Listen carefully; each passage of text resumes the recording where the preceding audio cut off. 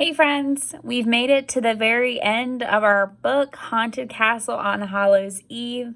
It has been quite the adventure, but we are now at chapter 13. We just found out that Jack, Annie, and Teddy have restored order to the castle and looks like they're on their way headed back to meet Merlin. So we'll see what happens in this chapter. This chapter is titled, it's chapter 13, and it's titled Jack and Annie's Magic. Here we go. Jack, Annie, and Teddy crunched through the fallen leaves until they made it to Merlin's oak. They found the hidden door near the rope ladder. Teddy pushed on the bark. The door opened. One by one, they slipped into the candlelit hollow of the tree trunk. Merlin was sitting in his tall wooden chair. "So you restored order to the castle," he said calmly. "Yes, sir," said Teddy. "Had to use a bit of magic, but now all is well."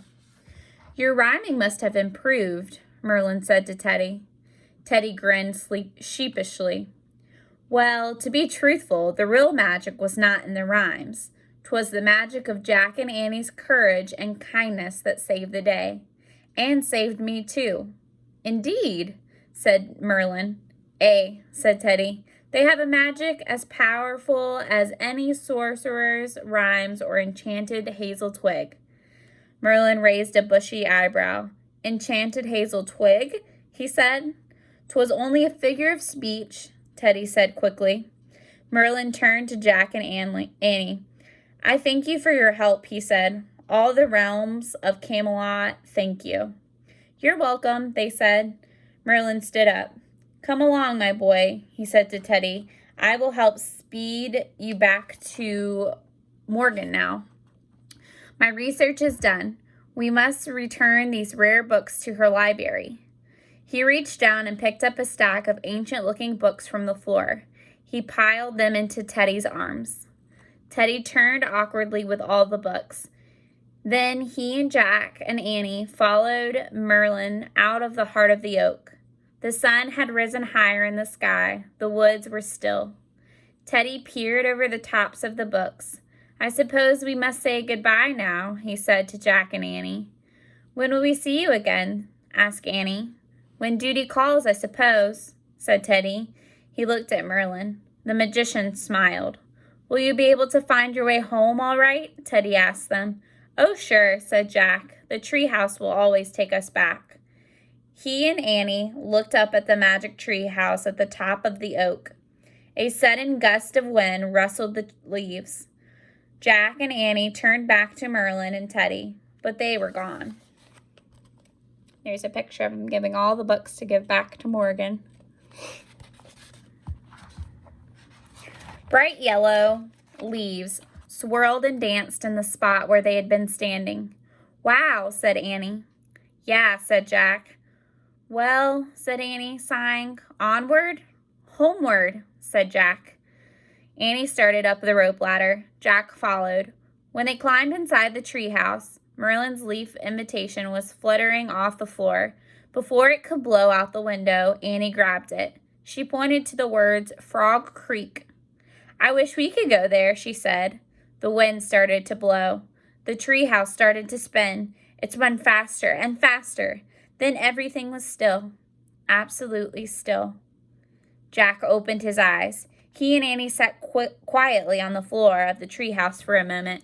Jack looked out the window. High overhead, a bird was soaring through the dusty sky. Jack could hardly believe that just a little while ago he had been a bird himself. "Ready to go home?" said Annie. Jack nodded. There was no way to explain what had just happened to them, he thought. There was no way to even talk about it. Annie carefully placed Merlin's autumn leaf in the corner of the treehouse next to their royal Christmas invitation. Then she and Jack climbed down the ladder and started through the woods. In the gathering dark of Halloween night, nothing seemed very spooky. Jack knew all the trees. He knew the familiar path out of their street. As he and Annie headed towards home, 3 creatures stepped onto the sidewalk in front of them.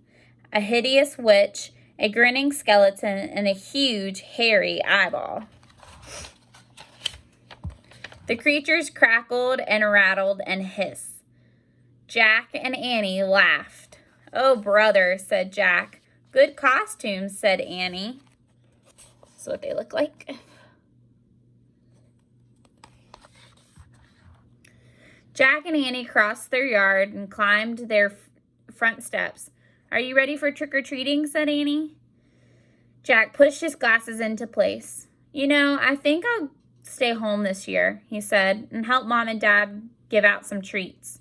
"Yeah, maybe I will too," said Annie. "But I think I'll wear my vampire princess costume anyway." Jack smiled. "Cool," he said. Then he and Annie slipped inside their warm, cozy house and closed the door against the dark of all of Hallows Eve. And that is the end of our book. We're all finished. We read our whole chapter book. That was great. So now that we're done with our whole book, I just want you guys to start thinking about what opinion you might have about the book. Did you like the book? Why did you like the book? I'll tell you that I thought that book was great. I enjoyed reading about the adventure of Jack, Annie, and Teddy and the other characters that they met along the way. I also enjoyed the book because it showed bravery and kindness, and those are wonderful character traits that I think are very important. And I would be curious to see what you guys think of the book or your opinion of the book with a supporting detail as to why you liked it.